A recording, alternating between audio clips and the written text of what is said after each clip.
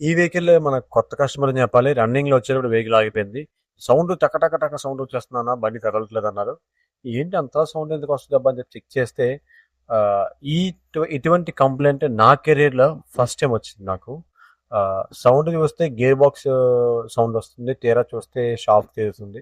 మళ్ళీ తర్వాత రీచెక్ చేస్తే షాఫ్ట్ అనేది స్లిప్ అయిపోతుంది.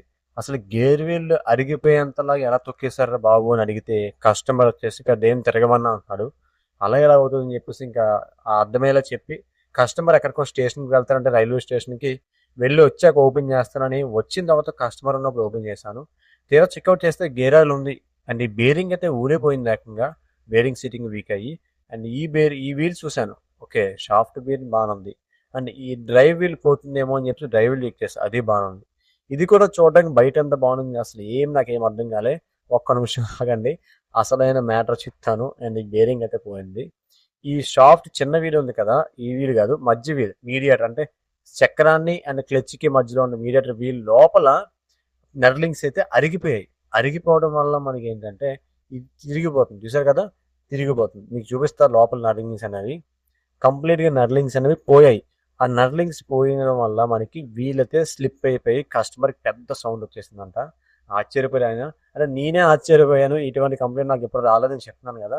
సో ఇంకా చేసేదేముంది, ఆ రెండు వీల్స్ కూడా మార్చాలి. అండ్ గేర్ బాక్స్ ఓపెన్ చేస్తే మళ్ళీ మళ్ళీ ఓపెన్ చేయకూడదు కాబట్టి అందులో ఉన్న ఈచ్ అండ్ ఎవ్రీ బేరింగ్ కూడా మార్చేస్తున్నారు. పోయాయి కాబట్టి మార్చేస్తున్నాను.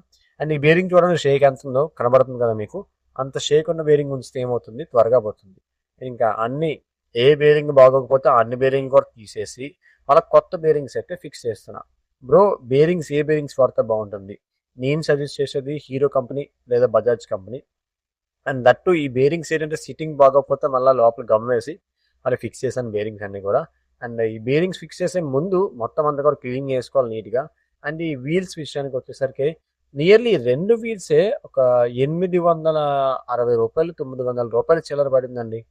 ఈ లెక్కన డ్రైవ్ వీల్ ఎంత ఉంటుంది, క్లచ్ ఆఫ్ వీల్ ఎంత ఉంటుంది, రూ. 3500 చిల్లర అయిపోతుందని సరే కస్టమర్ ఆలోచించి ఈ వంగా మార్చండి అని చెప్పి అన్నారు.